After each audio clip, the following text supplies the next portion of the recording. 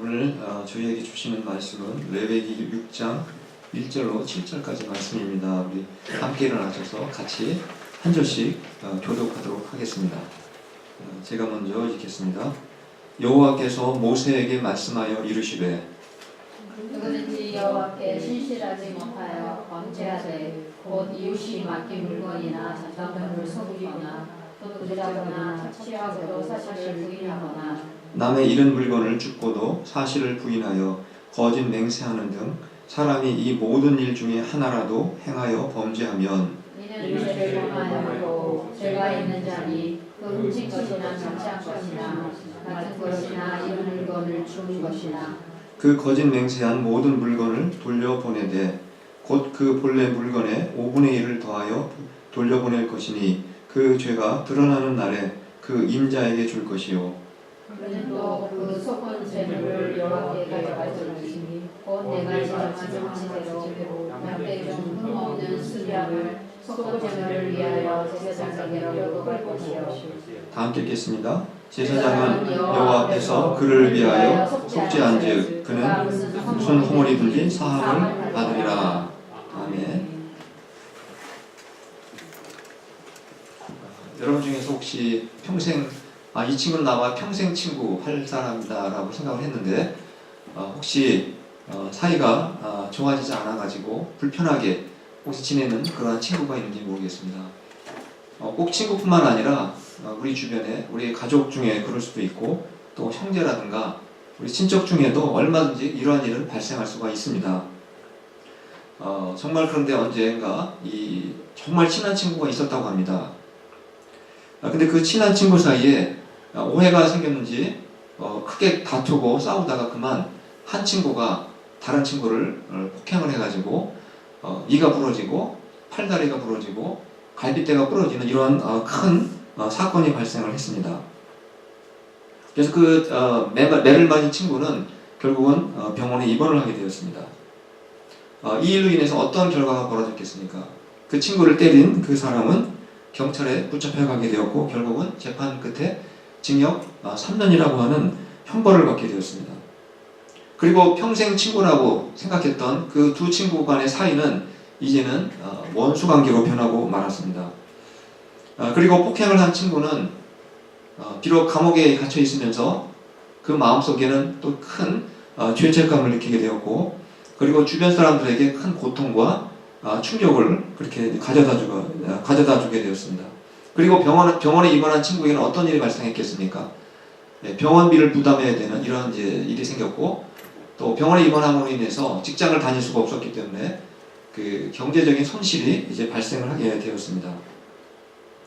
우리는 이 두 친구 사이에 일어난 일을 통해서 한 사람이 죄를 범하게 되면 어떤 일이 발생하게 되는지 우리는 잘 확인해 볼 수가 있게 됩니다. 제가 한번 그것을 도표로 한번 잠깐 보여드리도록 하겠습니다. 한 사람이 죄를 짓게 되면 어떤 일이 발생합니까? 첫 번째는 죄로 인해서 법률적인 형벌을 받게 된다는 것입니다. 친구를 폭행한 그 사람에게 어떠한 법률적인 형벌이 주어졌습니까? 3년 감옥, 3년 감옥형이라고 하는 형벌을 받게 되었습니다. 두 번째로 이제 그 죄를 짓게 되자 두 친구 사이가 어떻게 되었습니까? 옛날에는 만나면 반갑고 헤어지면 아쉬웠던 이 두 친구 간의 사이는 이제는 원수 관계로 바뀌고 말았습니다. 이렇게 죄라는 것은 관계를 단절시키고 관계를 파괴시키는 이러한 기능이 있다는 것을 우리가 알 수가 있게 됩니다. 또 세 번째, 죄를 짓게 되면 어떤 일이 발생하게 됩니까? 이 친구의 마음속에는 이제 죄에 대한 죄책감이 생기게 되었을 것입니다. 그리고 또 주변 사람들한테도 고통을 안겨다 주었습니다. 이 죄를 짓게 되면 사람의 마음에는 또 양심에는 죄로 인해서 그 양심이 더럽혀질 수 있다는 사실입니다. 그리고 내가 지은 죄는 다른 사람에게도 오염을 시키는 기능이 있다, 역할이 있다, 그런 말씀을 우리가 그런 것을 확인할 수가 있게 됩니다. 죄에는 오염시키는, 전염시키는 이러한 특징이 있구나 하는 것을 발견을 하게 됩니다. 네 번째, 또 죄로 인해서 어떤 문제가 발생했습니까? 정신적, 육체적인 그 손해가 발생을 하게 됩니다. 방금 예를 들었던 그 경우에는 그 매를 맞은 친구는 어떻게 되었습니까? 어떤 손실이 일어났습니까? 병원비라는 부담이 생겼고 또 경제적인 손실이 발생을 하게 되었습니다. 이렇게 죄라는 것은 상대방에게 경제적인 손실을 입히는구나. 그래서 결국은 이 배상의 문제가 생긴다는 것을 우리가 확인할 수가 있게 됩니다. 이렇게 죄는 크게 네 가지의 문제를 발생을 하게 됩니다. 혹시 이 네 가지 말고 또 다른 문제가 있는 것 같습니까?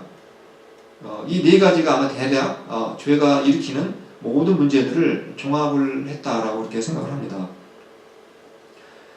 지금까지 말씀드린 내용을 다시 요약하면 죄는 앞에 보신 것처럼 형벌의 문제를 일으키고, 두 번째 관계를 파괴하고, 세 번째 자신과 이웃들을 오염시키고, 네 번째 상대방에게 손해를 입혀 배상의 문제가 발생하게 된다는 것. 이것이 바로 죄로 인한 문제라는 것을 우리가 발견을 하게 됩니다. 저희가 그동안 네 주 동안 오늘까지 5주에 해당이 되는데 레위기에 기록된 제사제도를 쭉 살펴보고 있습니다. 그동안 살펴보았던 제사제도를 다시 한번 목록으로 한번 보시겠습니다. 첫 번째 번제, 그 다음에 소제, 화목제, 속제제, 그리고 오늘은 마지막으로 속건제입니다. 제가 색깔을 구분했는지 혹시 아시겠습니까? 노란색으로 표시해 놓은 이런 제사들은 공통점이 무엇입니까? 동물의 피를 가지고 하나님께 드리는 제사이고, 소제만 동물의 피가 아닌 바로 이 곡식으로 하나님께 드리는 제사이었습니다. 따라서 이 소제를 제외한 나머지 네 가지 제사, 즉 번제, 소제, 번제, 화목제, 속제제, 속건제는 동물의 피를 통해서 죄의 문제를 해결하는 제사구나라는 사실을 알 수가 있게 됩니다. 근데 우리가 죄를 지었다면 하나님께 그냥 한 가지 제사 제도만 만들어가지고 다 통합해가지고 딱 한 종류의 제사만 드리면 좋을 텐데, 왜 하나님은 구태여 이렇게 꼭 네 가지로 나눠가지고 번제, 때로는 화목제, 또는 속제제, 속건제라고 하는 각각 다양한 방법으로 하나님께 제사를 드리게 했을까? 이러한 궁금증이 생기게 됩니다. 왜 그런 것 같습니까? 그것은 지금까지 말씀드린 것처럼 죄라는 것은 네 가지 문제를 발생시킨다고 했습니다. 형벌, 관계, 오염, 배상의 문제라고 말씀드렸습니다. 이런 각각의 문제들을 각각의 제사제도가 해결을 해야만 했기 때문에 하나님께서는 네 가지 종류의 죄를 해결하는 그 제사 방법을 우리에게 가르쳐 주셨다는 사실을 발견을 하게 됩니다. 첫 번째 죄는 어떤 문제를 발생시킨다고 했습니까? 바로 우리에게 형벌을 일으킨다는 것입니다. 형벌을 받게 한다는 것입니다. 아까 두 친구가 싸웠다고 했는데 그 친구의 그 싸움으로 인한 폭행으로 인한 어떤 형벌이 가해졌습니까? 가해자에게 징역 3년이라는 형벌이 가해졌습니다. 만약에 더 심했다면, 살인을 했다면 무기징역이 될 수도 있고, 더 심하면 아마 사형이라고 하는 형벌을 받을 수도 아마 있게 되었을 것입니다. 그래서 우리가 죄로부터 구원을 받는다라는 것은 가장 기본적인 그 정의는 내가 형벌로부터 구원을 받는다. 이것이 바로 우리가 죄로부터 구원을 받는다고 하는 가장 기본적이고 첫 번째 바로 내용입니다. 우리가 보통 이 세상에서는 사람을 때리거나 다치게 하면 뭐 징역을 받기도 하고 무기징역을 받기도 하고 사형을 당할 수도 있지만, 하나님이 주시는 형벌은 지옥 형벌이라는 것입니다. 더 엄하고 엄격하다는 걸 우리가 알 수가 있게 됩니다. 그래서 이렇게 이 번제라는 제사는 바로 이 형벌의 문제, 이거를 해결하는 제사라는 것입니다. 가장 기본인 것입니다. 우리가 아무리 다른 좋은 것이 있다 할지라도 형벌로부터 벗어나지 못하게 되면 아무런 의미가 없는 것입니다.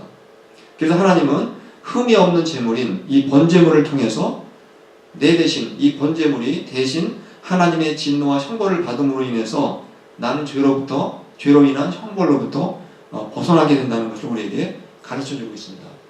바로 우리 주님이신 예수님이 우리를 바로 하나님의 진노와 형벌로부터 우리를 건져주시고 구원해 주셨다는 사실입니다. 로마서 5장 9절에서 예수님이 우리의 번제물이 되었다는 사실을 잘 설명해 주고 있습니다. 제가 한번 읽겠습니다. 그러면 이제 우리가 그의 피로 말미암아 의롭다 하심을 받았으니 더욱 그로 말미암아 진노하심에서 구원을 받을 것이니. 바로 우리가 구원을 받는다는 것은 하나님의 진노, 하나님의 심판, 하나님이 내리는 형벌로부터 내가 벗어나는 것을 의미한다는 것을 알 수가 있습니다. 바로 예수님이 우리의 죄를 위한 번제물이 되셨기 때문에 이러한 일이 가능하게 되었다는 것입니다. 바로 이것이 가장 구원의 기본이요 기초가 되는 사실입니다. 그래서 우리가 레위기를 읽으시면 발견하셨겠지만 번제는 제사장들이 날마다 드리는 제사입니다. 그래서 우리가 하나님의 나를 하나님의 진노로부터 지옥 형벌로부터 나를 구원해 주셨다는 사실은 우리가 날마다 기억하고 날마다 감사해야 될 내용이라는 사실을 우리에게 말씀을 하고 있는 것입니다. 근데 이것으로 내가 벌에서 벗어났다, 내가 지옥에 가지 않게 되었다는 것만으로 우리의 모든 구원이 다 끝난 게 아니라는 사실입니다. 아까 그 친구를 때려가지고 팔다리를 부러뜨리고 갈비를 부러뜨린 그 친구가 이제 3년 징역형을 다 이제 받고 밖으로 나왔을 것입니다. 그것으로 모든 문제가 그 친구와의 관계가 해결되었겠습니까? 비록 자신은 이제 그 3년 징역을 다 선고받고 감옥에 풀려나왔지만 그 친구를 만나는 일이 결코 기쁘지는 않을 것입니다. 과거의 기억이 나게 될 것입니다. 그 친구를 옛날처럼 만나면 반갑고 헤어지면 아쉬운 이런 옛날에 원래 좋았던 관계로 회복되지는 않는다는 것입니다. 그 친구를 만나는 것 자체를 꺼려할 것이고 얼굴을 마주치면 너무 거북하고 또 어색해서 한시라도 그 친구와 같이 있는 자리에서 벗어나고 싶어 할 것입니다. 즉 형벌의 문제가 해결되었다 하더라도 이 관계가 회복되지 않으면 완전한 구원이 이루어진 게 아니라는 것입니다. 그래서 우리는 이 형벌의 문제뿐만 아니라 바로 서로 원수관계였던 이 관계까지 회복이 되어야만 진정한 구원으로 이것이 계속 완성이 되는구나 하는 것을 발견을 할 수가 있게 됩니다. 바로 이렇게 깨어진 관계, 단절된 관계를 회복시키는 제사가 무슨 제사이겠습니까? 바로 화목제라고 하는 제사인 것입니다. 즉 번제라는 제사는 하나님으로부터 내리는 그 형벌로부터 나를 해방시켜주는 제사라고 한다면 이 화목제라고 하는 제사는 바로 하나님과 나와의 관계, 깨어진 관계, 하나님과 내가 원수관계였는데 그 관계를 회복시켜 주시고 다시 화목시켜 주시는 그러한 역할을 하는 제사가 화목제사라는 것입니다. 바로 우리 예수님께서는 우리를 위한 번제물이 되어 주셨을 뿐만 아니라 화목제물이 되어 주셨다는 사실입니다. 바로 그 내용이 요한 1서 2장 2절과 로마서 5장 10절 말씀을 묶어서 같이 한번 읽어보도록 하겠습니다. 시작. 그는 우리 죄를 위한 화목제물이니 곧 우리가 원수 되었을 때에 그의 아들의 죽으심으로 말미암아 하나님과 화목하게 되었은즉. 즉 예수님은 첫 번째 하나님의 진노로부터 하나님의 그 형벌로부터 우리를 해방시켜 주셨는데 두 번째는 바로 하나님과 우리가 깨어져서 원수관계가 되었는데 예수님이 화목제물이 되어 주심으로 이제는 그 예전처럼 타락하기 이전처럼 그 서로 좋은 관계, 화목된 관계를 우리가 이루게 되었다는 것을 말씀을 하고 있는 것입니다. 그래서 우리는 하나님으로부터 그 형벌에서 벗어나야 되고 하나님과 좋은 관계로까지 회복이 되어야만 이것이 구원이 점점 완성이 되어 간다는 사실을 발견을 하게 됩니다. 근데 여기서 또 한 가지 또 문제가 남아 있습니다. 내가 형벌에서 벗어났고 또 관계도 회복이 되었지만 한번 죄를 지은 사람은 그 죄로 인한 부작용이 계속해서 나타나게 됩니다. 죄를 지은 사람은 자신의 양심과 또 자신의 영혼을 더럽히게 됩니다. 그리고 자신뿐만 아니라 나의 가족이나 또 나의 형제 또 나의 이웃들에게 상처를 주기도 하고 또 마음과 영혼을 더럽히고 오염시키고 그리고 전염시킬 수 있는 이러한 특징을 가지고 있다고 말씀을 드렸습니다. 지난주에 말씀드린 것처럼 죄는 바이러스와 같아서 나를 오염시키고 내 옆에 있는 사람도 오염시킬 수 있다는 말씀을 드렸습니다. 즉 죄를 습관적으로 짓게 되면 제일 먼저 바로 우리의 양심이 점점 더러워지고 또 우리의 마음이 강팍해지고 죄를 더 이상 죄로 생각하지 않게 된다는 사실입니다.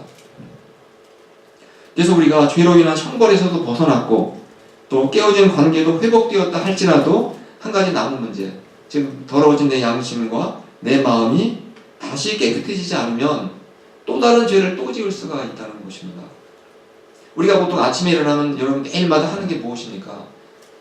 얼굴 세수하고 이를 닦습니다. 또 자기 전에도 보통 세수하거나 이를 닦고 자게 됩니다.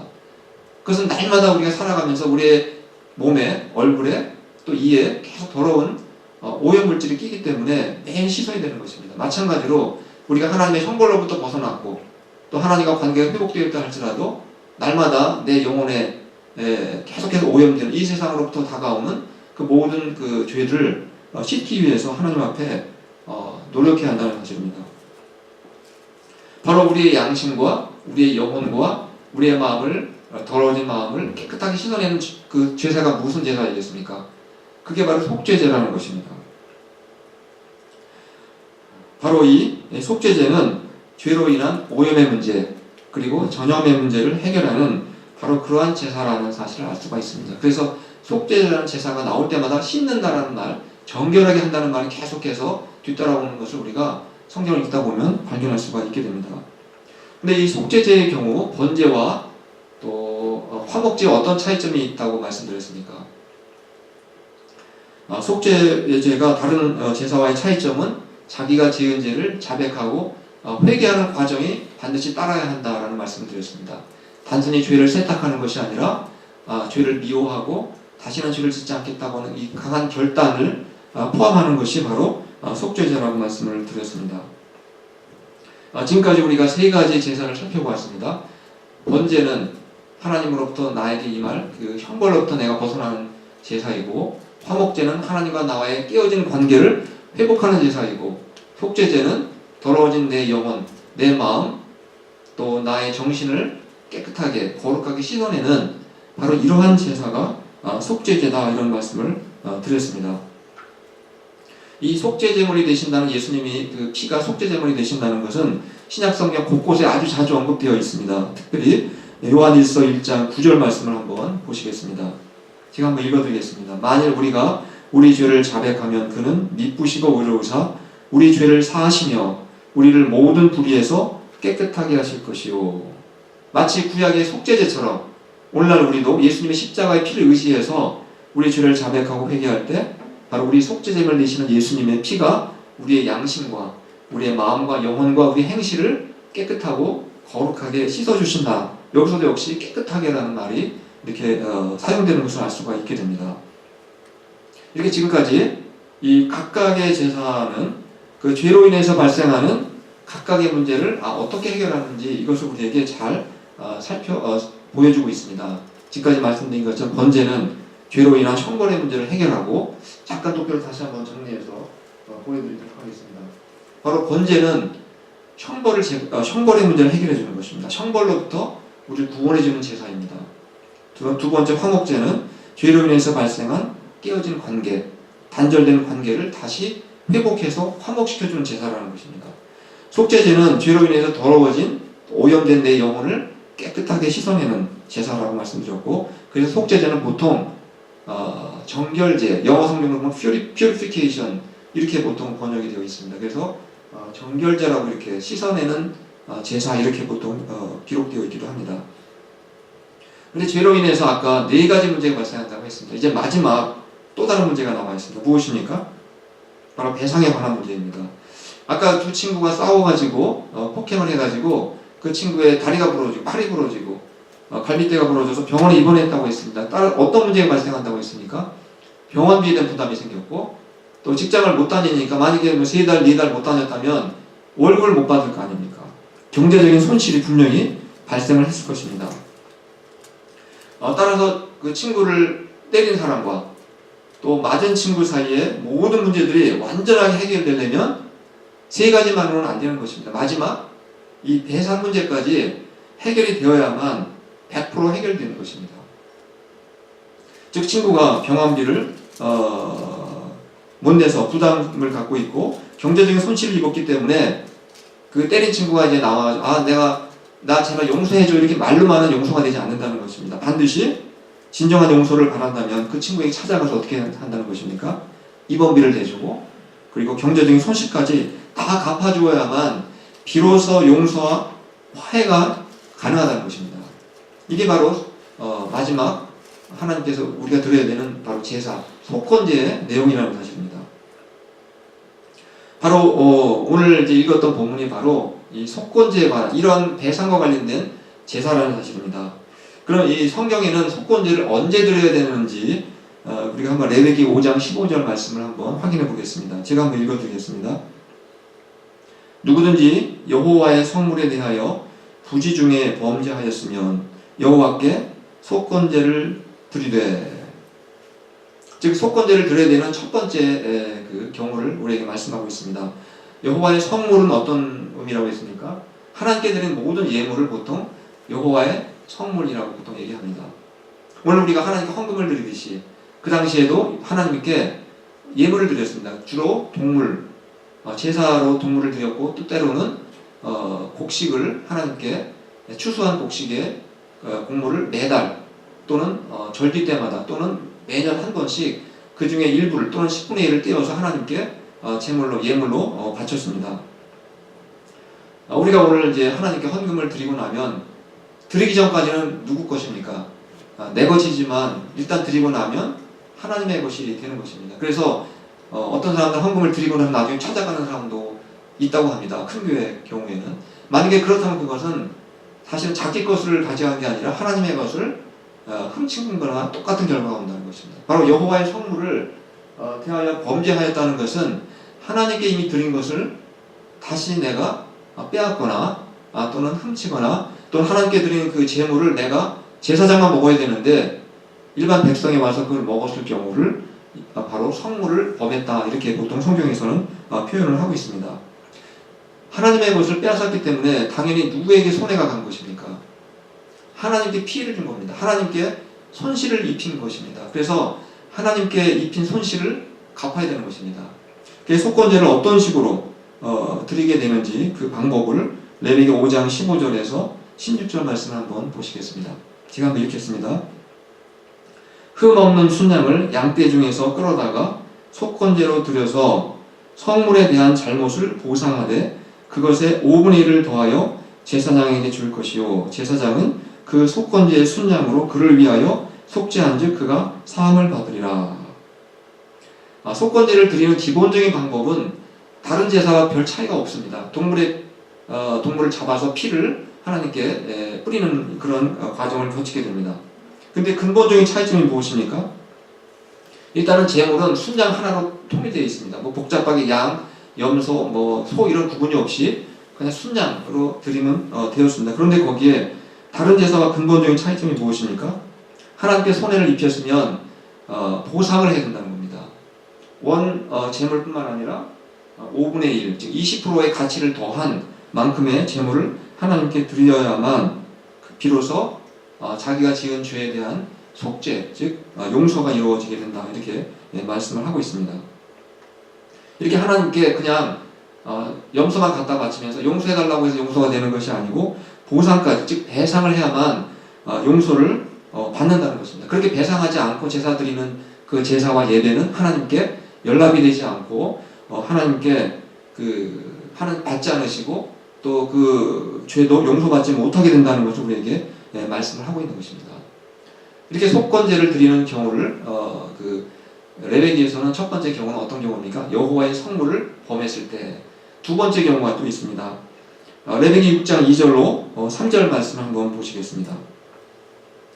누구든지 여호와께 신실하지 못하여 범죄하되 곧 이웃이 맡긴 물건이나 전당물을 속이거나 도둑질하거나 착취하고도 사실을 부인하거나 남의 잃은 물건을 줍고도 사실을 부인하여 거짓 맹세하는 등 사람이 이 모든 일 중에 하나라도 행하여 범죄하면 속건제를 드리라는 것입니다. 아까 먼저 얘기했던 것은 여호와의 성물, 하나님께 바친 것을 우리가 범했을 때 드린 속건제였고, 이 두 번째 경우는 사람에게 범죄했을 경우를 지금 예를 들어서 우리에게 설명하고 있습니다. 옛날에는 이제 여행을 갈 때 이제 자기가 집에 갖고 있던 금은 모아 또는 캐시 같은 현금을 보통 은행에다 맡길 수가 없었기 때문에 자기 이웃 중에서 정말 믿을 만한 사람한테 그 금은 모아라든가 이런 것들을 맡기고 보통 여행을 떠났다고 합니다. 그럼 여행을 돌아와서 어떻게 하겠습니까? 당연히 내가 맡긴 물건을 맡긴 그 이웃에게 가서 이제 도로 돌려달라고 얘기하지 않겠습니까? 그런데 간혹 여행을 갔다 오고 나서 그걸 맡은 사람이 오리발을 내밀고 당신 나한테 언제 맡긴 적이 있느냐 이렇게 얘기하면서 발뺌을 하는 경우가 있었다는 것입니다.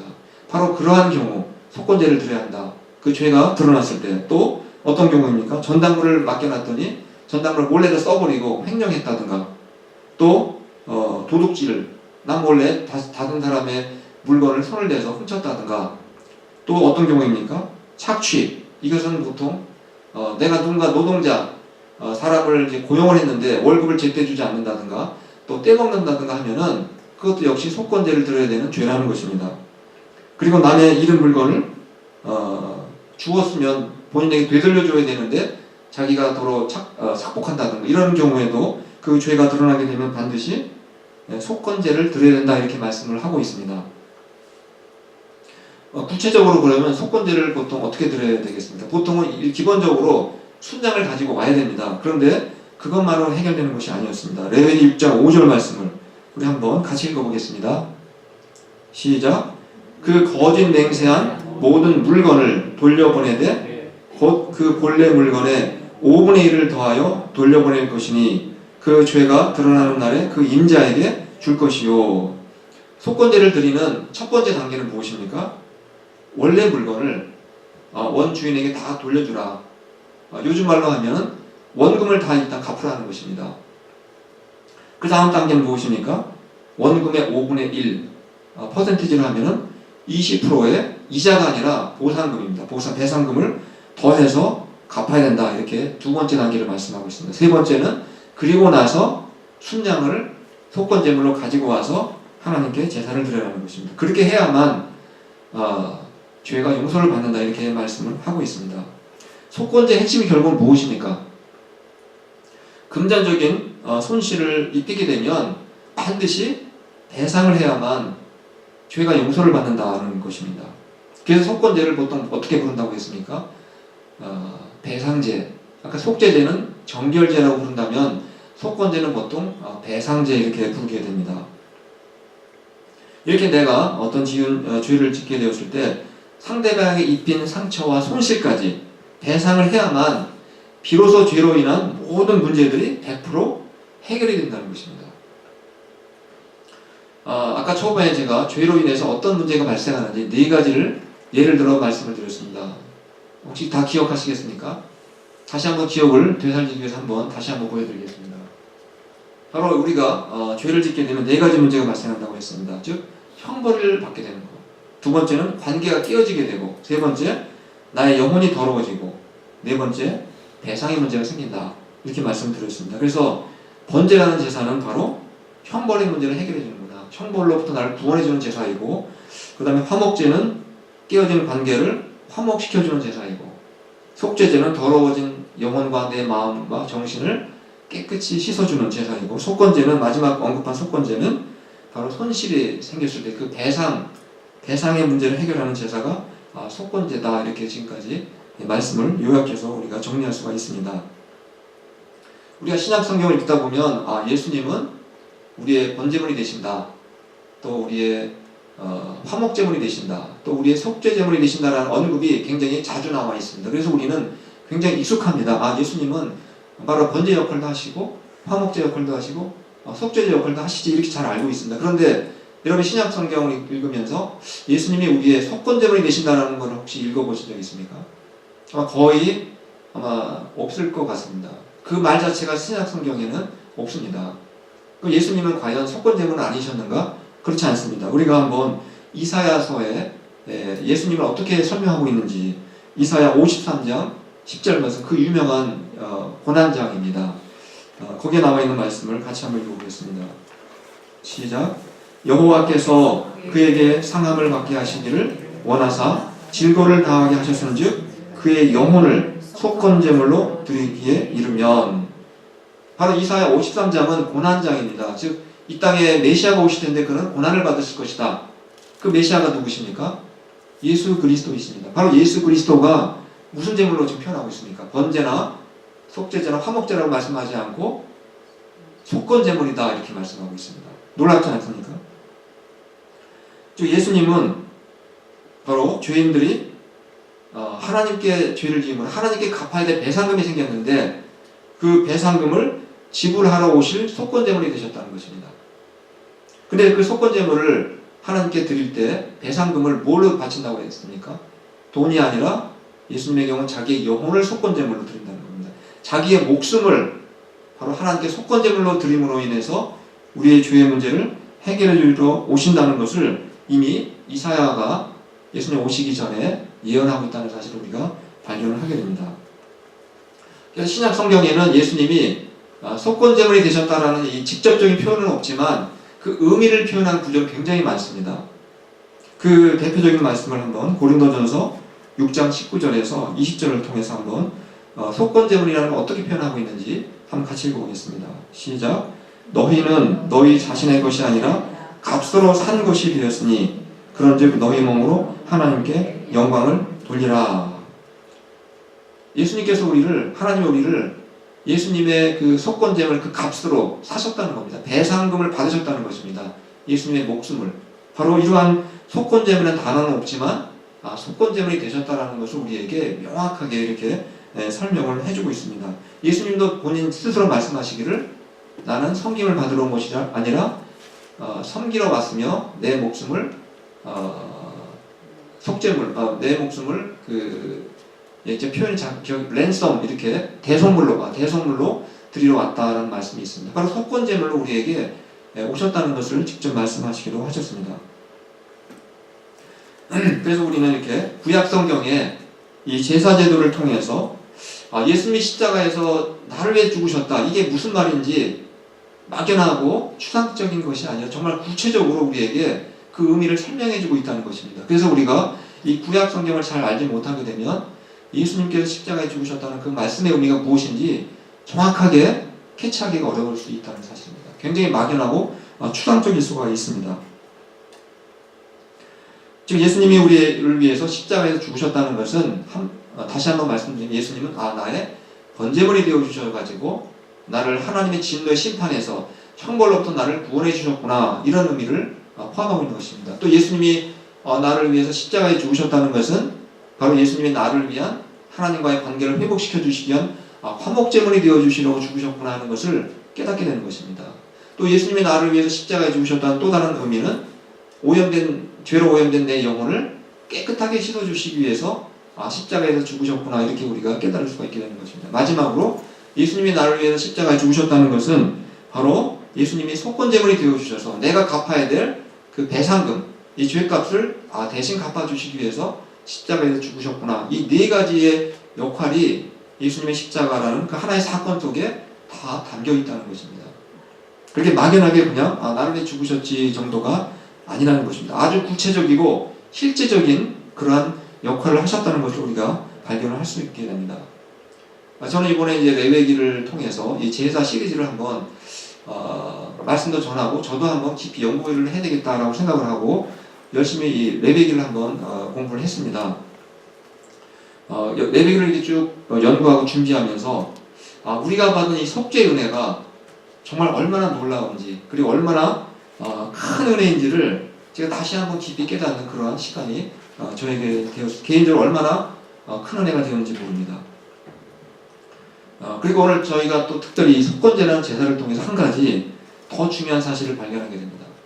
우리는 보통 하나님이 나를 지옥 형벌에서 나를 해방시켜 주셨다는 그 사실에만 너무나 초점을 맞추다 보니까 하나님과의 관계에는 굉장히 내가 열심을 다하는데 우리 이웃과의 관계에 대해서는 소홀하지 않았는가 이런 생각을 하게 됩니다. 근데 우리가 하나님께 우리의 제사와 예배를 우리가 이렇게 매주 드리게 되는데 이웃과의 관계를 무시하거나 또 이웃과의 생겼던 문제를 해결하지 않을 때에는 하나님이 우리가 드리는 이 제사 예배를 기쁘게 받지 않으신다는 사실을 우리가 다시 한번 기억을 해야 한다는 사실입니다. 그리고 하나님의 큰 구원의 은혜를 받은 사람에게는 첫 번째 나타나는 현상이 무엇이냐 하면 바로 이웃에 대한 우리의 태도와 자세가 바뀌게 된다는 것입니다. 우리가 복음서를 읽다 보면 예수님을 만나고 나서 그의 삶의 방식, 이웃에 대한 태도가 아주 180도 완전히 바뀐 사람이 있습니다. 가장 대표적인 사람이 누구일 것 같습니까? 바로 삭개오입니다. 삭개오는 평생 동안 불의한 방법으로 남의 돈을 떼어먹고 거짓으로 남의 돈을 갈취해서 부자가 된 사람입니다. 아마 그는 불의한 방법으로 돈을 벌었기 때문에 그래도 양심이 있어서 아마 양심의 가책을 늘 느끼면서 살았던 것 같습니다.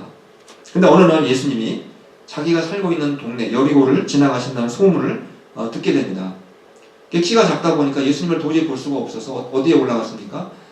뽕나무 위에 올라가서 예수님이 지나가시는 모습을 지켜보게 됩니다. 그때 예수님이 갑자기 삭개오를 향해서 걸어오십니다. 그리고 내가 오늘 네 집에 머물겠다, 이런 놀라운 말씀을 하시게 됩니다. 그때 삭개오는 너무나 기쁘게 예수님을 영접하면서 예수님께 놀라운 고백을 합니다. 그 고백의 내용 혹시 기억하시겠습니까? 누가복음 19장 8절 말씀입니다. 제가 한번 읽어드리겠습니다.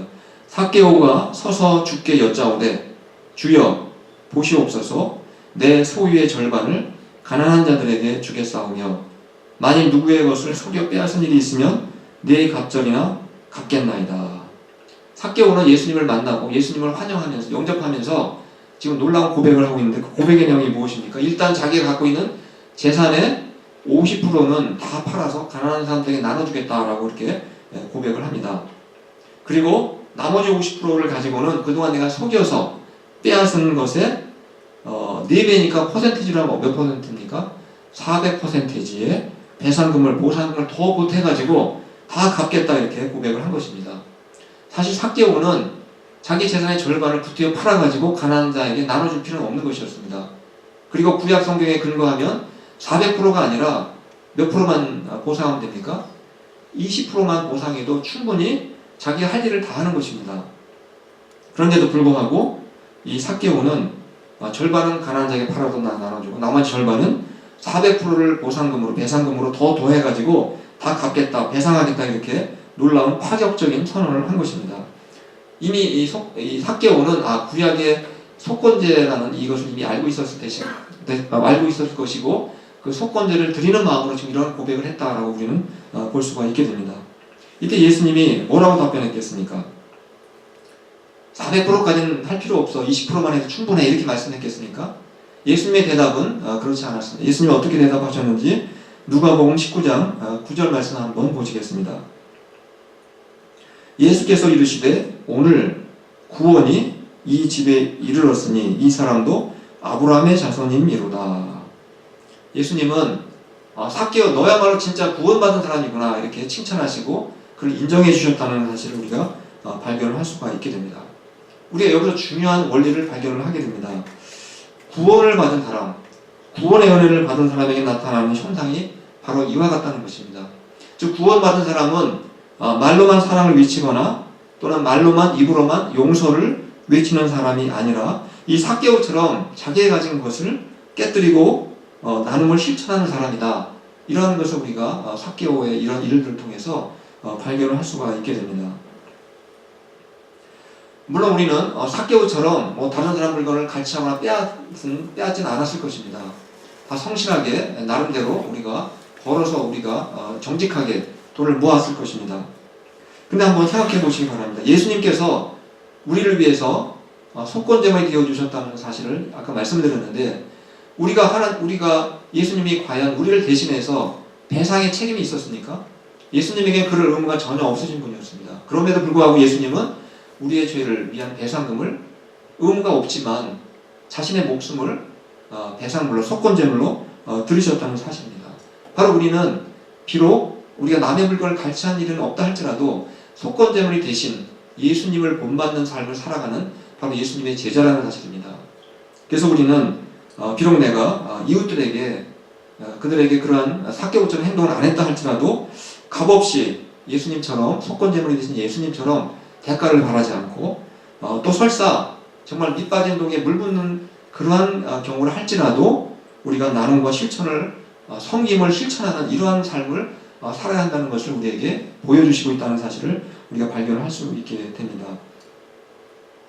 오늘 말씀을 들으신 여러분들, 오늘 말씀을 통해서 어떤 적용을 우리가 할 수가 있겠습니까? 우리는 무엇보다도 우리의 번제물이 되어주셨고, 또 우리의 화목제물이 되어주셨고, 또 우리의 속죄제물, 속건제물이 되어주신 예수님의 그 놀라운 구원의 은혜를 정말 우리는 날마다 기억하면서 어떤 제사를 드려야 되겠습니까? 이제 우리가 하나님께 드려야 될 제사는 감사와 바로 찬양의 제사를 드려야 한다는 것입니다. 그리고 우리가 뿐만 아니라 우리에게 하나님께서 주신 은혜를 기억하면서 이제는 우리의 형제와 또 우리 이웃과 정말 아무 대가를 바라지 않고 우리가 나누고 섬기는 바로 속건제물의 삶을 우리가 살아야만 한다는 것입니다. 바로 이러한 복된 삶을 살아가셔서 하나님께서 주신 큰 은혜에 정말 우리가 갚을 수 없지만 보답하는 마음으로 복된 삶을 살아가실 수 있기를 간절히 축원합니다. 네, 기도하겠습니다. 하나님 아버지, 레위기에 기록된 그 제사 제도를 통해서 예수님의 속죄의 은혜가 얼마나 크고 얼마나 높고 얼마나 넓고 얼마나 깊은지를 우리가 깨닫게 됩니다. 예수님이 우리의 번제물이 되셔서 우리를 하나님의 진노와 형벌에서 구원해 주셨음을 하나님 감사드립니다. 또 예수님이 우리의 화목제물이 되어 주셔서 하나님과 원수관계였던 우리를 회복시켜 주시고 하나님과 화목하게 해주심을 감사드립니다. 또 예수님이 속죄제물이 되어 주셔서 죄로 인하여 더러워진 우리의 영혼을 깨끗하게 씻어 주시고 하나님 거룩하게 만들어 주셔서 감사드립니다. 또 예수님이 우리의 속건제물이 되어 주셔서 우리가 갚아야 할 죄값을 대신 갚아 주셨음을 이 시간 감사드립니다. 이러한 놀라운 은혜를 받은 자로서 이제 우리는 하나님께 감사의 찬양과 제사를 올릴 뿐만 아니라 또 우리 이웃과의 관계를 위해서도 우리가 나눔과 섬김을 실천하며 삭개오처럼 구원받은 자로서의 그러한 온전한 삶을 살아갈 수 있도록 도와주시옵소서. 오늘도 저희에게 물질과 시간과 은사를 선물로 주신 주님께 감사드리며 또한 주님께 예물로 드립니다. 주신 것들을 속죄제물이 되신 예수님을 본받아 이웃을 위해서 값없이 대가를 바라지 않고 순수한 마음으로 우리가 나눔과 또 섬김을 실천하는 일에 사용하며 살게 하여 주시옵소서. 예수님의 이름으로 감사하며 기도합니다. 아멘.